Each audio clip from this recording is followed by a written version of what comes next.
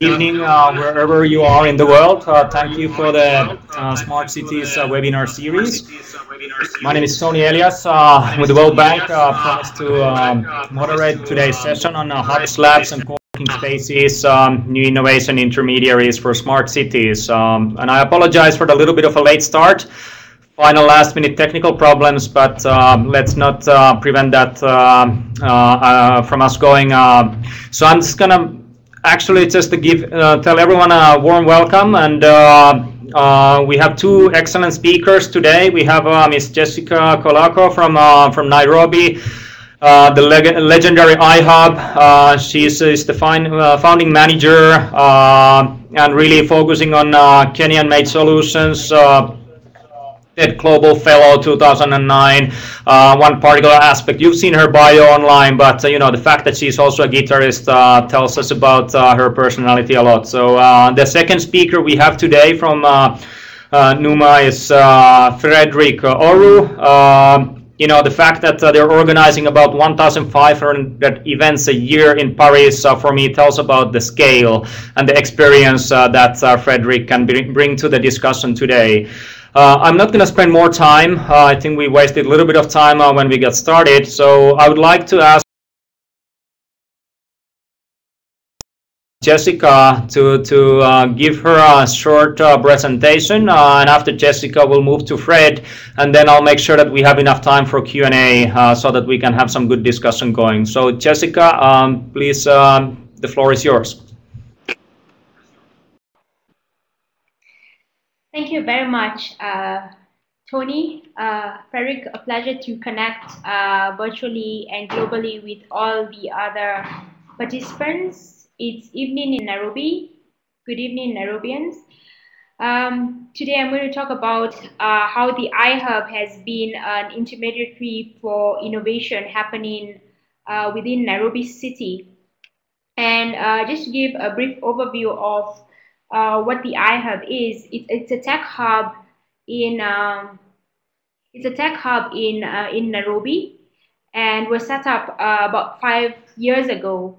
And the idea was to actually act as a catalyst to grow the talent, to mentor young people, entrepreneurs thriving in Nairobi. We've had a couple of developers come out of this ecosystem. We've had startups that have come out of this ecosystem. We've had exits which have just happened in the last couple of months earlier this year.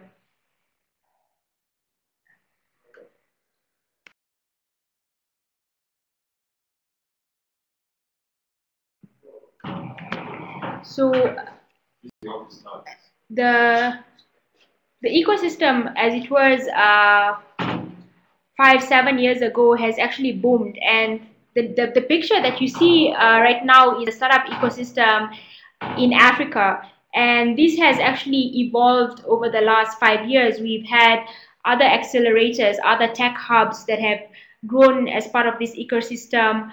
We kind of like need to provide channels for growth of the entrepreneurs and developers, and this is like where platforms have evolved. We have the financing world coming in with private equity, impact investors, and we have, more importantly, is I want to focus around the co-working space, platforms, and programs and events, and how the iHub has actually worked with the different stakeholders in industry and policy to actually solve industry-based problems and come up with solutions through tech hubs.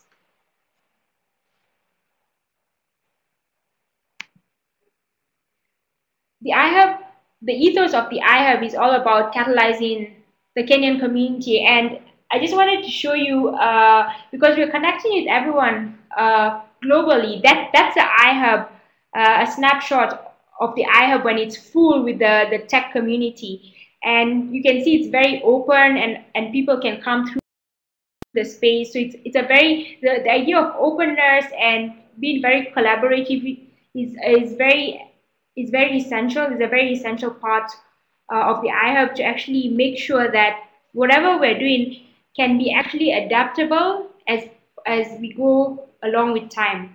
And I'm just going to show you an example through a project. that we are doing with the World Bank and 4 other cities across the world.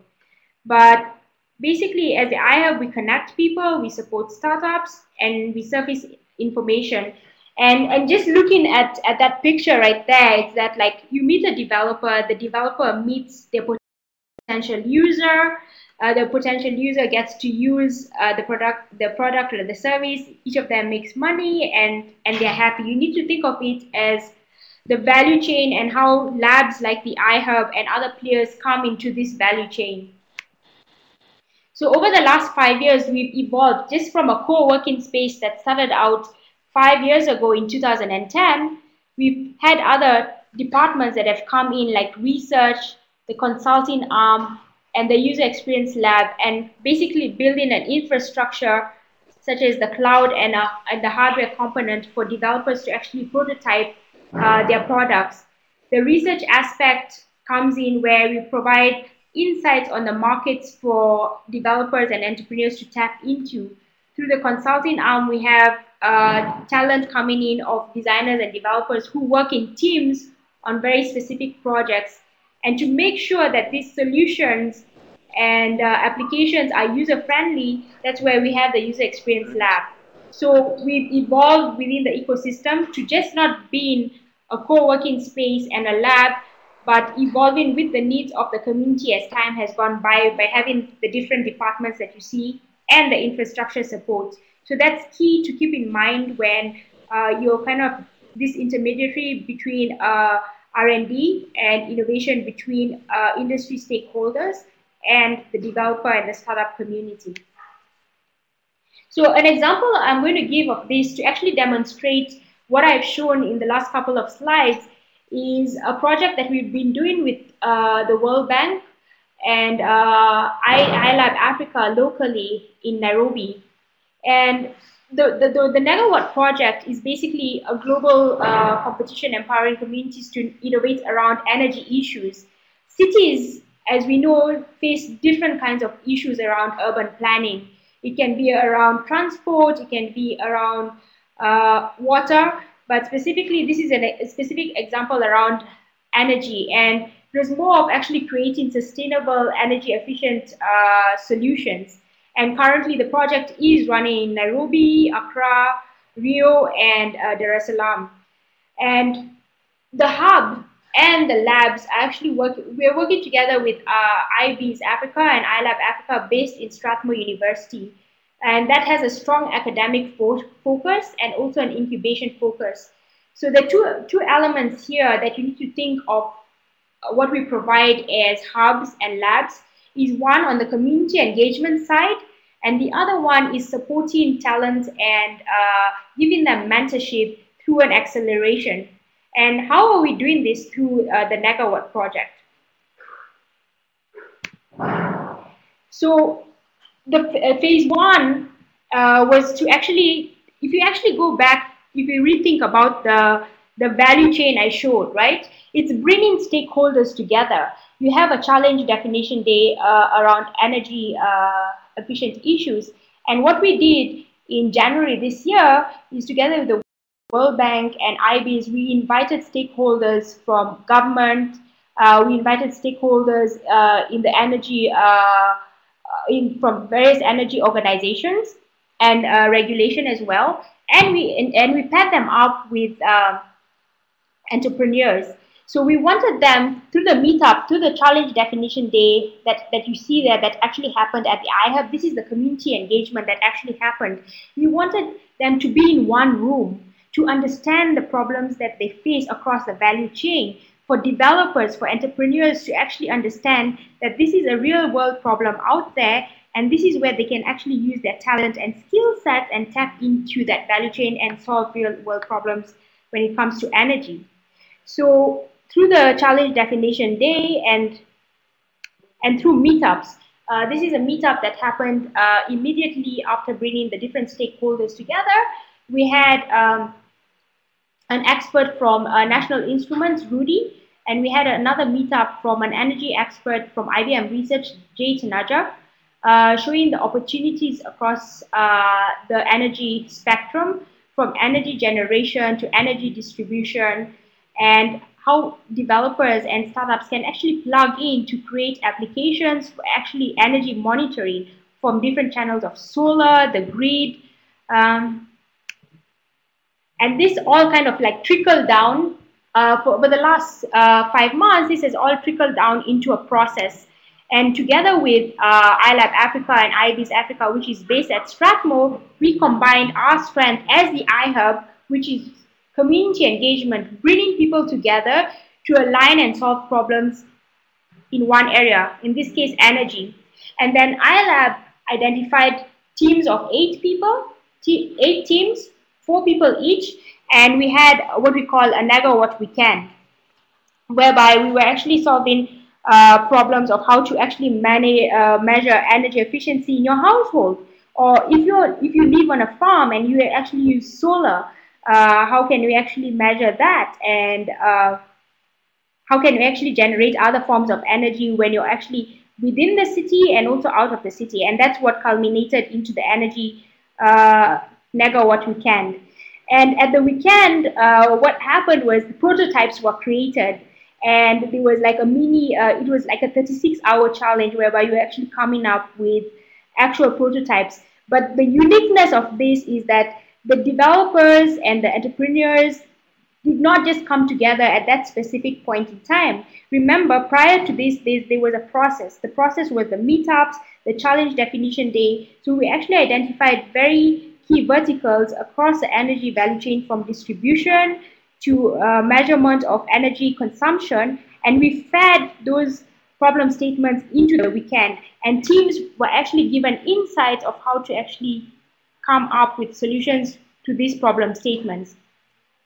So after the Megawatt Weekend, we had 4 teams proceeding to the next phase, which was the acceleration. And basically, this is moving from the idea stage into the prototype stage. So using the strength of another tech hub that actually specializes in creation of entrepreneurs through their acceleration program and the incubation program. We combined the collaboration with IBIS Africa, iLab Africa, based at Strathmore, and out of the 8 teams, 4 teams were actually selected to go to the next stage of acceleration for a 4-week program, whereby they were actually taught aspects of how to take the prototype stage and test it out into the market. So they were given a mix of different trainings, and a mix of technical training and a mix of business training in the 4-week acceleration program. And this is basically allowing the teams to think about, when they've come up with their product or their service, who is the end user? How do they deploy? What kind of partnerships do they need? What kind of technical assistance do they need?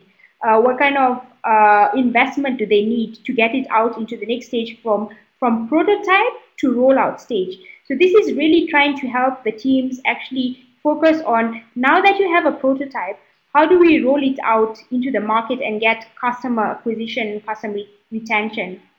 And very exciting, last weekend, we had the big demo day, and we had the 4 teams presenting. And I just want to highlight the next, this team, Angaza team. And this was the best prototype created, because they actually, so Angaza created what you call a smart energy device that helps users and consumers keep track of consumption from different channels and sources of energy at home. So if you use solar panel, if you actually use electricity of the grid, you actually have this small energy device that helps you actually keep track of energy consumption, and you can actually monitor how much you're spending, how many units you're actually spending off the grid, and how many units you're spending off solar. And the brilliant part of this is that actually the green component you see there was a pure simulation of the device actually working in a household. So this is really awesome. From something that just started out into an idea, went into prototype, required some mentorship, building of the talent through the acceleration program, and finally coming up with a minimal viable product that you see here. The next stage that we actually want these teams working with the hubs and the incubators is to reach the level of companies like M-Copper. M-Copper is actually providing the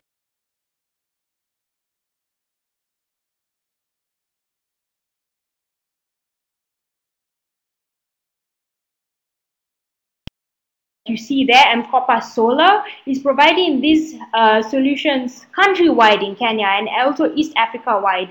And you can actually see it's an energy efficient solution whereby you can actually charge all kinds of devices. Our goal as the hubs and the iHub and iLab Africa and IBs is to actually provide a sandbox and collaborating with industry policymakers to actually encourage entrepreneurship to solve real world problems, acting as that catalyst to get to the next level. From there, we need strong partnerships, strong collaborations, and M-Copper has partnered with a major telco in Kenya like Safaricom to actually roll this out. So when we think back as industry players and policy stakeholders, is the work that we're doing at the policy level is extremely important. How do we make it efficient? How do we enable the policies that we are implementing for young entrepreneurs to find the collaborations, to find the partnerships whereby they can easily deploy solutions that they're coming up for cities? How can they work with the county governments in their specific cities to actually deploy their solutions to the solutions that they're actually coming up with? So the next couple of slides is actually just to demonstrate the essence of the hubs. The essence of the hubs is to actually create solutions that are really at a global level. M-Coppers, the BRICS, and I conclude with saying, as different stakeholders in this forum, on an entrepreneurial level, on an policy level, the work that we're doing, how does it contribute back to the entrepreneur who has come up with a brilliant idea that can actually impact a global audience in a city that you live in? Thank you very much. Thank you, Jessica. I've been working with the iHub folks for almost 5 years, and every time it fascinates me all the progress that has been made. There's a couple of questions, and I have some questions on my own, but I think we'll leave the questions and the discussion to the point after the next presentation. So basically, I would like to ask Fred to talk about his experiences at Numa, and yes, Fred, the floor is yours.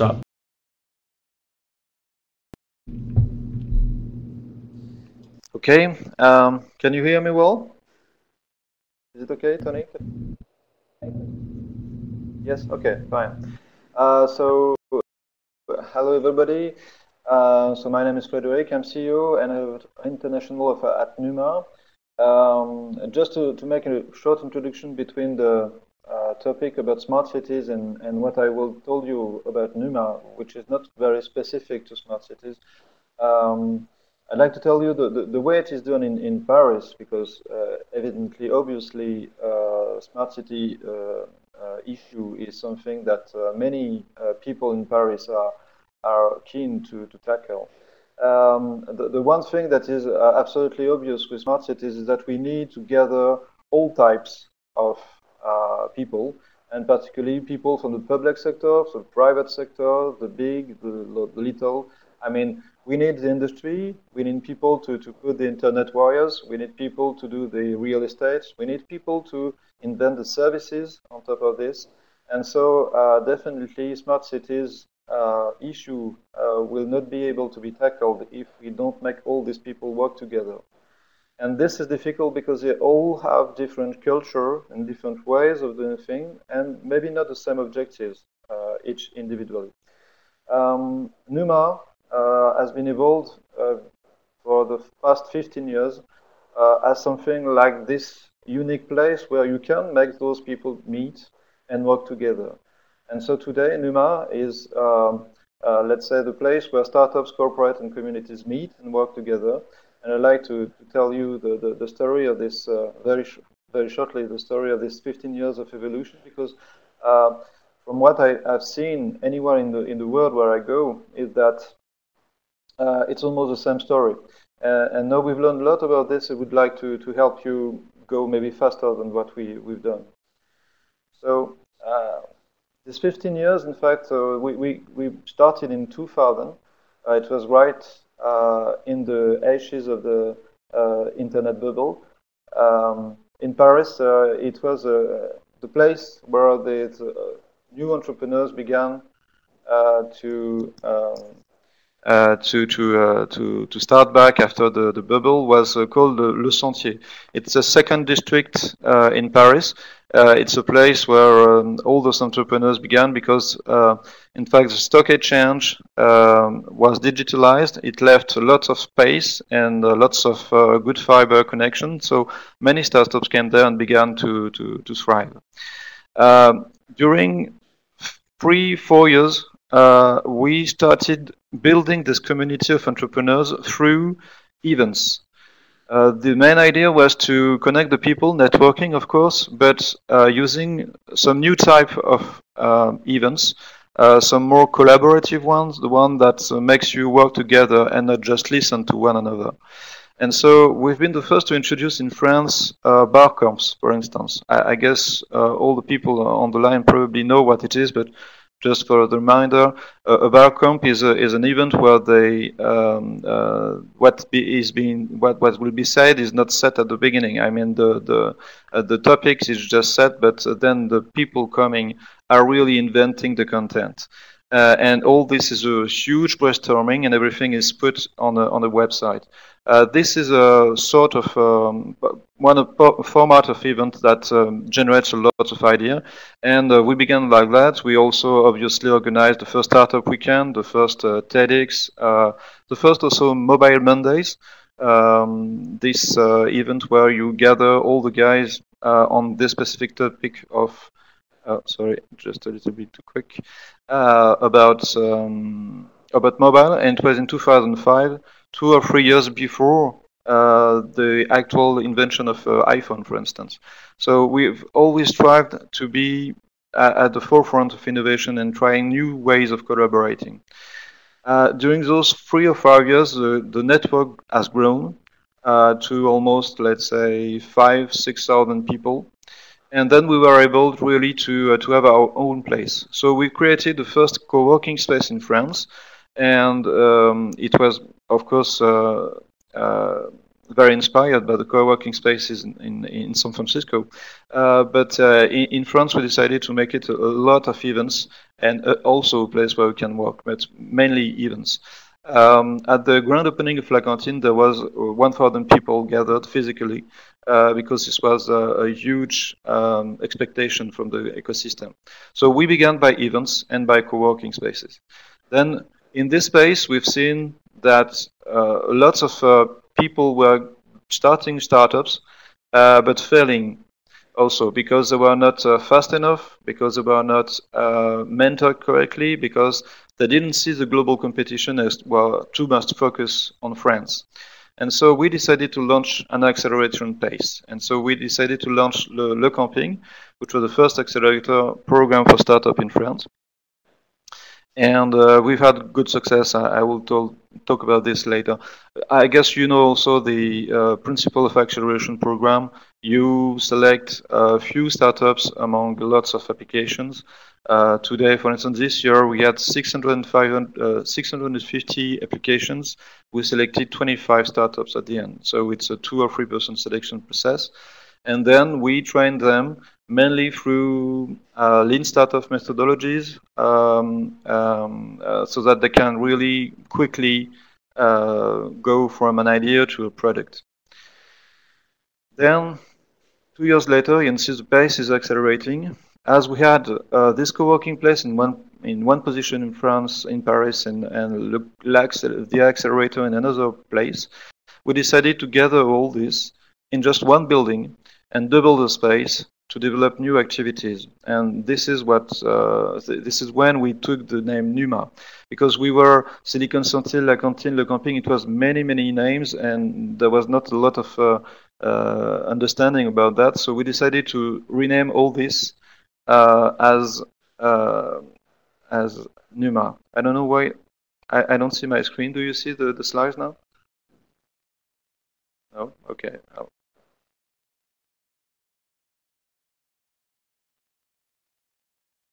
Okay, it's back again. Okay. So the first NUMA is so big. We opened this big building. There was 8,000 people at the grand opening. So once again, it was lots of expectation in Paris for the ecosystem. And in this building, we have still this co-working space, much more places. Now we have 70 places for seats for free. We have 100 of those seats that we either rent or use for acceleration programs.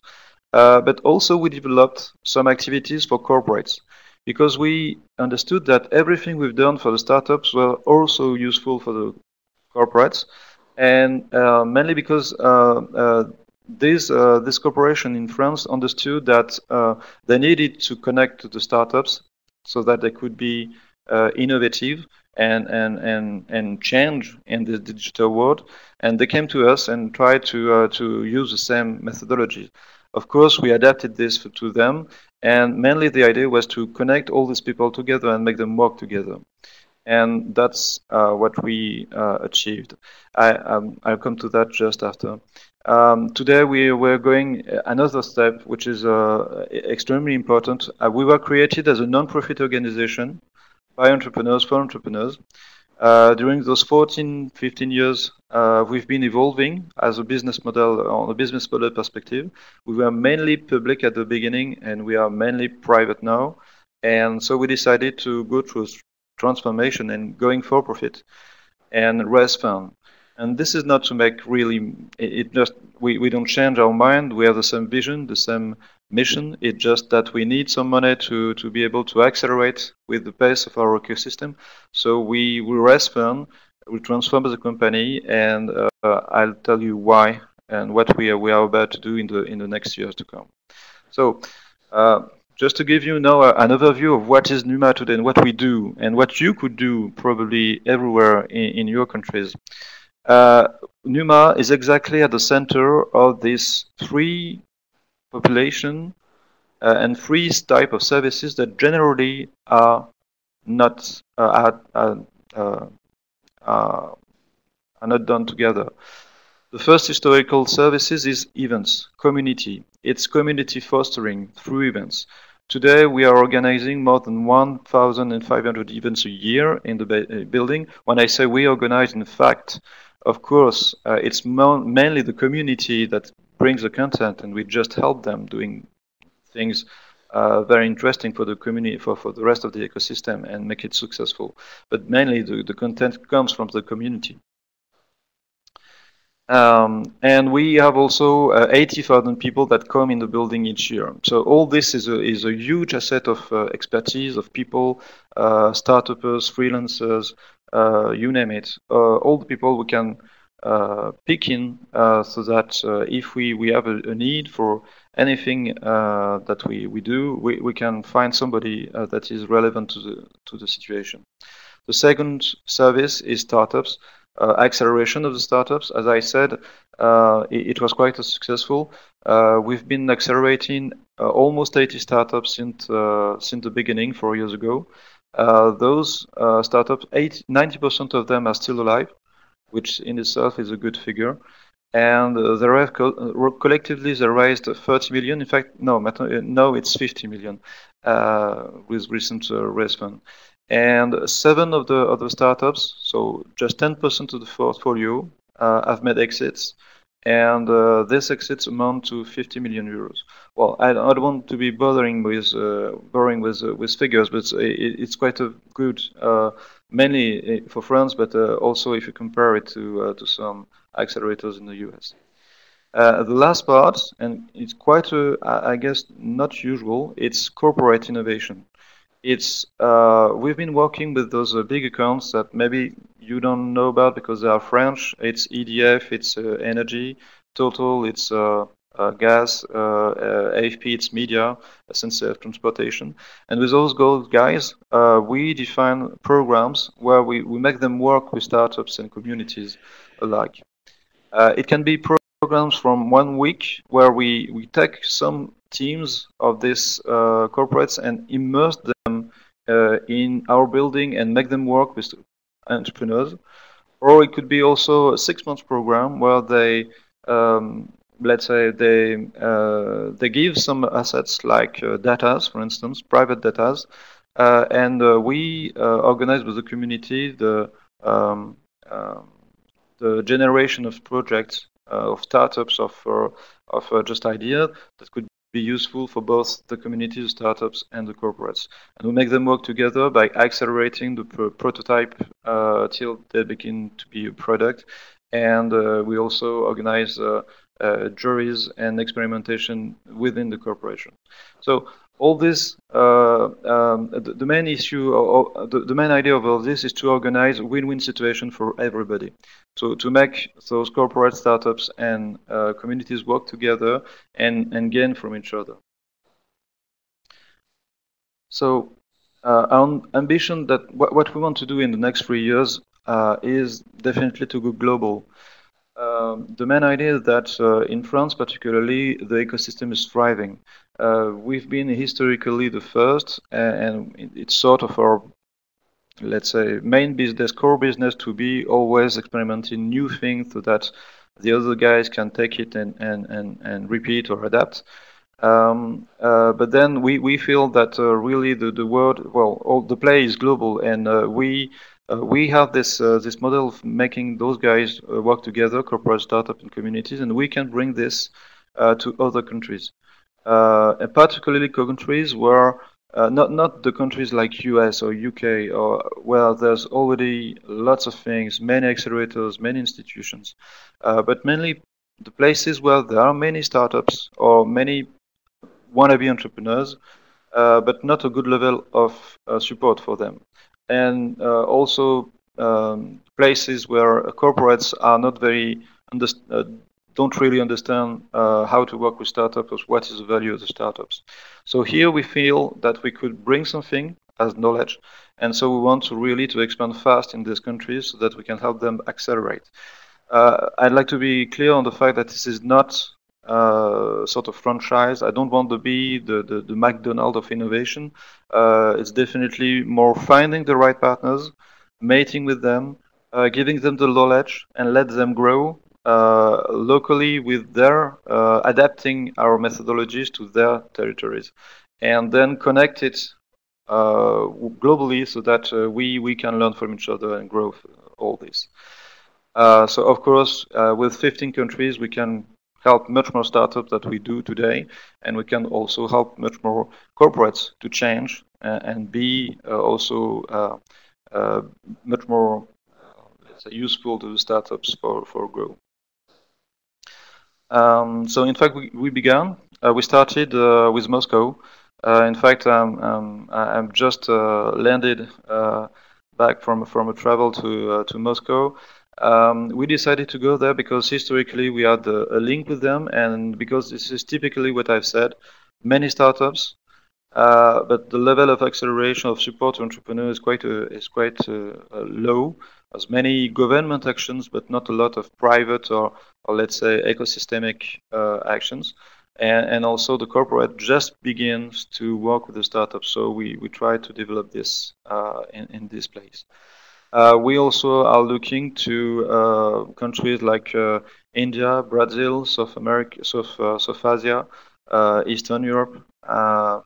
And so if you're interested in what we do and what we could do together, I'd be very happy to discuss with you at fred@numa.paris.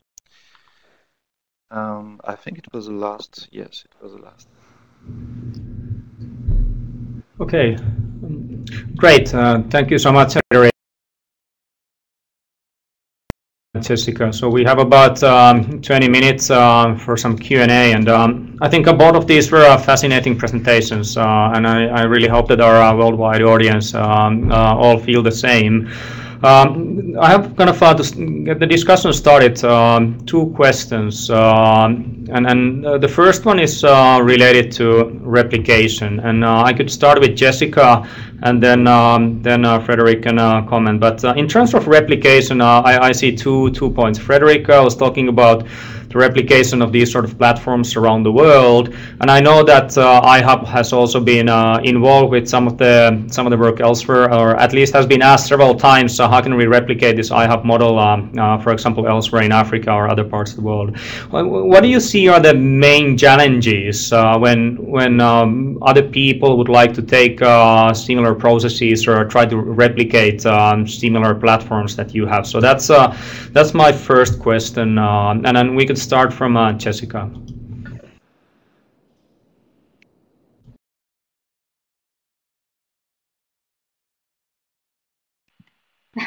When the iHub started out in 2010, we were barely 6 months into setting up the hub, and we had a couple of people is like, how can we replicate this across Africa, right? And our focus as the iHub has been very central to actually having the tech hub within the city. And I want to give three aspects to look at when setting up a tech hub, and that's the relevance, right? Why is the tech hub being set up? Is it scalable? What aspects of the tech hub are actually scalable? And also, things that you need to look at is the sustainability, because when you actually think about, and I'm glad Frederick mentioned this, is that you need to think about a lot of aspects of real estate, people, processors, the hard and the soft parts of actually like setting up a tech hub, right? So the iHub model can be replicated, but cannot be copy pasted, and that's what I want to highlight. Certain aspects of the iHub, the essence of actually having the openness and having an open membership whereby anyone can actually sign up onto the web and become a white member, or you can apply to become a green member at the iHub with a specific project around technology. Those aspects can be copy pasted. But with regards, tech hubs can be set up at a neutral point. When I say neutral point, the iHub doesn't have any affiliation to the government or to academia or to the NGO world. We work with all the stakeholders across the spectrum. So when you look at specifically setting up a tech hub, according to the three premises I mentioned, the relevance, the scalability, and the sustainability. Now you can actually set up, the government of Kenya, for example, has made it in its mandate to set up hubs across the counties in Kenya. And this is because of the tech hubs that have mushroomed in Nairobi over the last couple of years, 5 years. We have about 20 tech hubs in the city alone. And tech hubs meaning co-working spaces, acceleration spaces, and incubation spaces. So a mix of them. So my take is on replicating and duplication of tech hubs. You borrow a certain part of the tech hub that are vital to actually setting up according to the relevance. If it's focused specifically on the water sector, then you can set that up. You can actually set it up with an organization actually that deals with cross-cutting stakeholders in the water in the water value chain. But if you want this openness of collaboration and all, you need to make sure that it has an aspect of openness and neutrality when you actually work on joint projects. I've given a very generic explanation. I could give more in-depth examples, but I'd let Frederick comment. Yes, please, Frederick. What do you see? Also, what are the challenges now? You're working in so many different markets at the moment. Yes. I'd like mainly to add up because I fully agree with what Jessica said. We've learned the same thing, and in fact, we created La Cantine, so the co-working space, in 2008, and from that moment, many people in France and also in the world, but for La Cantine it was in France, came to us and said, "Well, I'd like to do the same thing. So can you help?"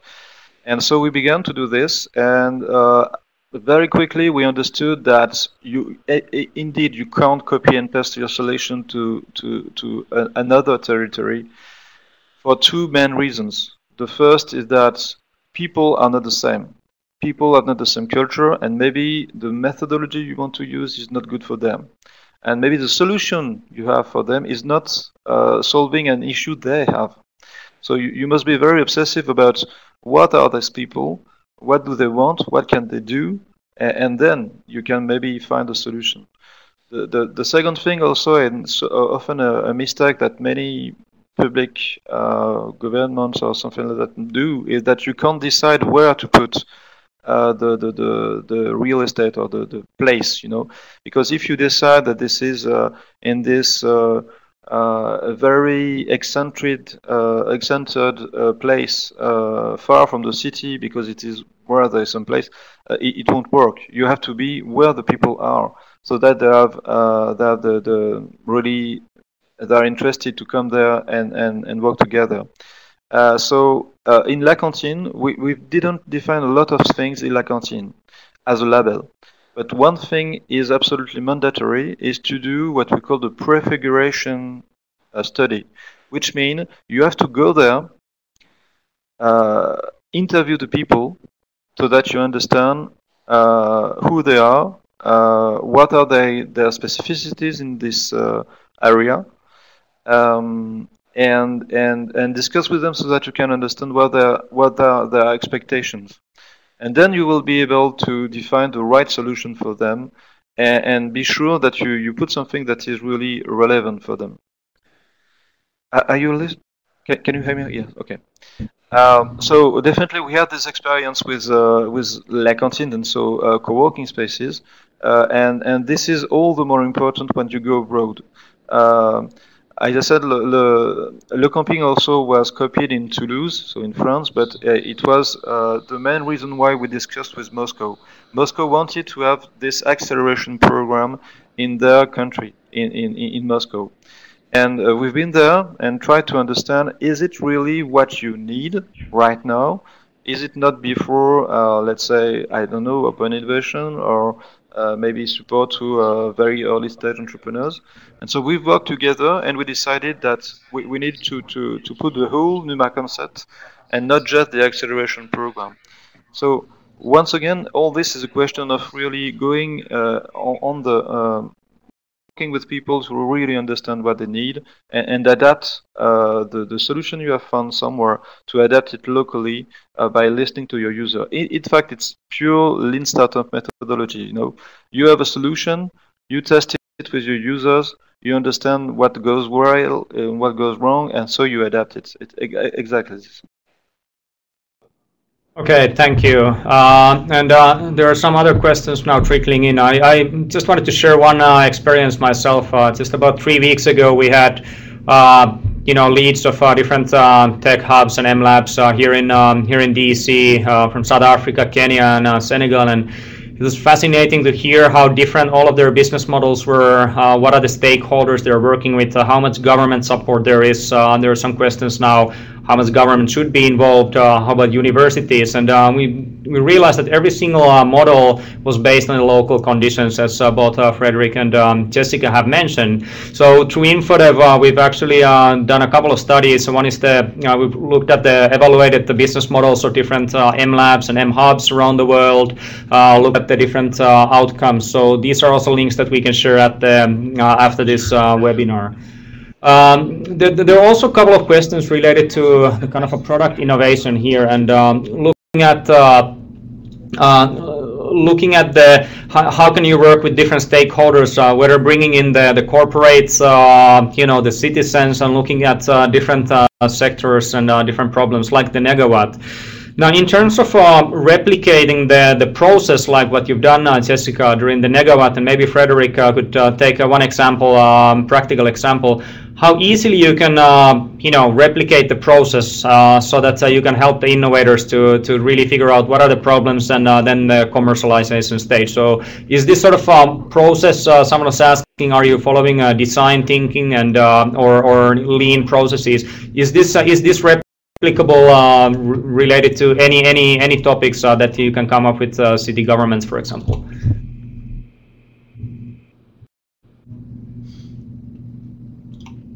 All right. So yeah, I saw the question on the methodology, and it's very much like based around the user experience design thinking approach, making sure that the users and the stakeholders from kind of like using the triple helix, academia, policymakers, entrepreneurs, government, civil society are involved in the initial part of uh, the ideation process. And it does use some aspects of design thinking with a mixed approach of the startup lean methodology, as Frederick had mentioned. Now, my take on that, in terms of replicating the methodology across various sectors and working with different industry stakeholders, you have to actually realize that industry works differently, the NGO world works differently, and government works differently. So it's about understanding again the value chain and how you can actually plug into the value chain and what methodology you can actually use. Because if you were to do a very similar project with telco, for example, or the corporate world, they have a different methodology, and I'll just give an example of some of the methodologies we've come across. They call it the staged methodology. And the stage methodology is very similar, very, very similar aspects to like the design thinking approach, right? Only that they have like different stages that they take the product or the service through, and depending on the stage of the product, whether it's an idea or prototype stage, it actually goes, it kind of like misses some stages of the stage model. So I think with regards to processes and methodologies, I would say some methodologies can be copy pasted, but you need to actually evaluate again who are you dealing with, who are your stakeholders. Because some of these methodologies will not work with traditional uh, organizations, and you have to actually take that into consideration, in order to kind of like have that openness and flexibility as well. Thank you, Frederick. Anything to add? Yes. In fact, I think the usual the design thinking methodology in startup works almost anywhere. Not because it is not a question of the product; it's a question of human interaction. And I'd like to insist on the fact that, as Jessica said, one of the main thing about all this is openness and collaboration. And all these methodologies are just focused on that, in fact, really. What I mean by that is when you do UX design, in fact, you're focused on your users. So you are going to talk to the users to understand what they need, and you adapt the product to that. Okay. When you do design thinking methodology, you work a lot about the problem, and the problem mainly is for people at the end. Is who is what is the issue of all the parties implied, and what really is at stake for them, and so you can after that find a good way of collaborating with them. Uh, I know it may sound a little bit theoretical, but really, at the end of the road, it's really what is important. It this being find whatever methodologies you can use. The is not the problem. The problem is how do you connect the people together and make them work together. NUMA in fact comes from in French numérique et humain, which means digital and human. And in fact, the main thesis we have that digital technologies, all this IT, is just a mean for innovation, But it's not innovation. The innovation is in human, in the fact that we work together and find solutions for us and know what to do with this IT. So once again, I would say use whatever methodology you can. The main thing is about collaboration between the guys. Okay, great. And I can see some questions have also been answered through the text input over there. So there were also a few questions that came in before the webinar started. And I think one interesting question was from Kenzo Abiko, who was asking what, in your opinion, is the difference or similarities between hacker spaces, maker spaces, and fab labs. But I would like to extend this a little bit more. Is like, does it really matter from your perspective? How do you brand or how do you call the spaces, or how much differences or similarities? What matters in your opinion? Is it this kind of exact methodologies or models, or is it more of the holiness of how do you combine? Like looking at the iHub, you have so many initiatives. Looking at NUMA, you also have so many initiatives. So how do you keep the whole package together and the whole platform together? And we have another 10 minutes, so let's try to keep the answers brief.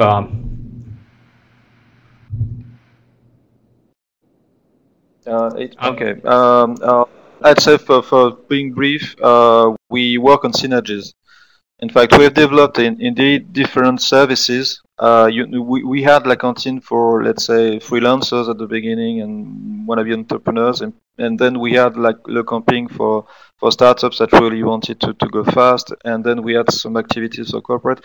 When we put them all in NUMA, we gathered all those guys and developed synergies. And so now I couldn't say what we are. Are we a co-working space? Are we an innovation lab? I don't know, and I don't care. In fact, the main thing is always adding up all those things so that we can find synergies.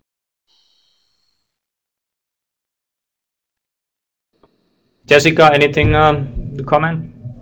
Yeah, I really want to comment on that, because that is really critical in how you actually how your brand is perceived out there by the community and the different audiences, right? When the iHub started, it was seen as a co-working space for developers. But again, over the last 5 years, we have actually evolved, and we've evolved to a co-working space, and you've seen so many discussions globally going on. Is this an innovation hub? Is this a technology hub? And we've actually agreed on common ground with all the tech hubs and the labs that have come across East Africa and Africa, is that we are part of the tech hub ecosystem, right? But there's very specific focuses on, like, this is a lab or a living lab focusing on a very specific community to develop a specific problem, right? Working with NGOs on grassroots level problems in farming, for example. And a lot of these living labs exist across Africa. So as a tech hub, the perception of a tech hub is to allow community inflow. So as the iHub, we actually still part, as in our definition, kind of like part co-working, part what you say, community space, because there's the co-working aspect, but we also have community coming in because of the different events.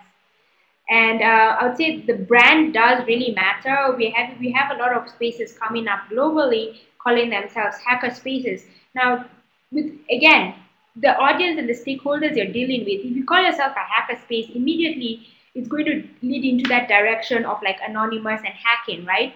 Or the maker space is coming up with like hardware enabled projects, specifically to what, if you looked in the ecosystem, I mentioned Gearbox coming soon.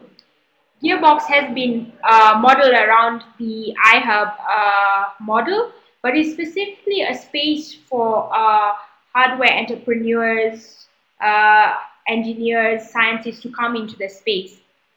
So I actually think, in my opinion, very strongly, coming from the Tech Hub community, it does matter how you actually brand yourself, and the programs and the services that you do offer will define you as a tech hub. Great, good answers from both of you. Then, looking at the secret sauce, obviously we've heard about that people really matter, and that's also something I've experienced during my time working with different tech hubs and startup hubs. How about the fact you're bringing in government, you're bringing in citizens, you're bringing in corporates and startups? How do you create the environment for trust? And I know it differs in different cultures and markets, but in your own cases, how do you manage to become that catalyst where everyone needs to trust you, and then you can enforce the trust between the different parties? Jessica, would you like to go first? Yes. The very fact that you brought that up is extremely critical, and the first thing that we actually mentioned in the Megawatt project was when the applications do come out, to what level of ownership do the teams have over the IP created. And I think this is where we have to have like common ground, right?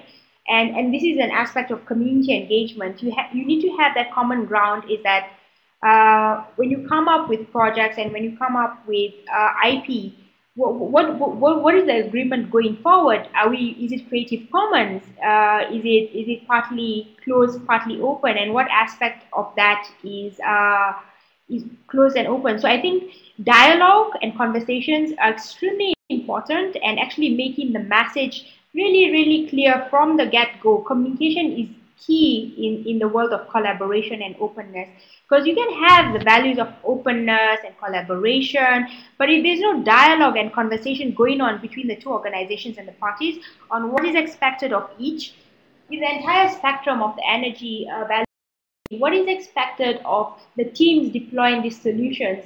If they get a partner, like how M-Copper got a partner with Safaricom, what is the engagement? So you have to have very clear terms of engagement, and I think once that's clear enough, the trust level starts building as you go by when you're engaging with each other. And sometimes, Tony, it's just about taking a risk. Sometimes you do projects and you have engagements with organizations and communities you have no idea of, right? And sometimes when you have that gut feeling and you feel this is good, it's just about taking a risk. It's about the entrepreneurs. Entrepreneurs just take a risk and learn and fail and succeed as time goes by. And for me, as being part of the Tech Hub for the last couple of years, 5 years to be precise, 5 years plus, the trust is earned. The trust is earned as a Tech Hub. What is your integrity as a Tech Hub? We have people coming through the iHub on a daily basis, the inflow of like hundreds of people coming through. People talking to us, sending emails to us via social media, email. I have this idea, can I chat with you? So it's about building it, and also like champions behind this is like maintaining that integrity. Trust is earned. You cannot just acquire trust overnight. So it's all about people. Back to what Frederick was saying, it's all about people and really what your values are. Yeah, great. Thanks, Jessica. And Frederick, I'll give you 2 minutes to answer, and then at the end of your response, what would be the one key thing you would like the participants to remember out of this event? And I'll ask then Jessica to mention that as well, and then we'll conclude this session. Okay. Well, once again, I fully agree with Jessica. The one thing I would add up is that on top of our values, that really openness, but also performance. You must be quite demanding with the people that you meet, and those values are really key, because this is what you put in this is a really secret sauce. But the one thing that is really important is to you are trusted because you respect people for what they can bring and what they can expect. And for instance, we never dare ask freelancers or mentors to come and ask benevolently to work with us if it's not on a topic that will be very interesting. So we won't make him work for a corporate if the subject brought by the corporate is not interesting to the guys. Otherwise, at least they will be paid, but at least we want them to be interested in the subject. Of course, we won't bother startups to work with the corporate if it slows down his own business. So it's absolutely clear that we make them collaborate together, but it's always for the benefit of all. And if I don't do that, then I feel I lose the trust in the community and I lose everything. So it's absolutely key in all of this to be very, very respectful of all the guys that are around the table. And I would say to finish with that, this is probably my conclusion. If you could maybe retain just one thing of all of this, I think this is the main key issue, is to respect every people. And when I say every, it's not just your community or the guys you love because they are little, they are struggling, they have ideas but no money.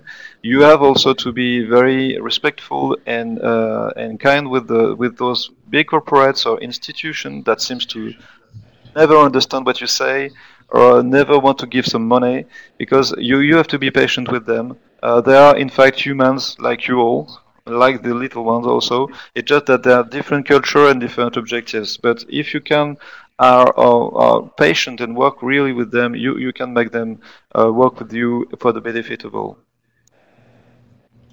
Okay, thank you. And Jessica, your final issue that you want people to remember? For me, it's based on my personal experience seeing the Silicon Savannah in Kenya being built. Is being a startup evangelist in this ecosystem, I always keep on asking myself, is what can I do better? How am I learning each day and make it better to actually serve the community I do serve? So in terms of methodologies, in terms of a way of thinking, in terms of working with teams, it's all about people, it's about processes. What can you do better? That's it.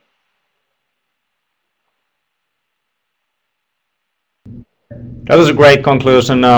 So, Frederick, Jessica, big thank you from us. Thank you every participant who joined in.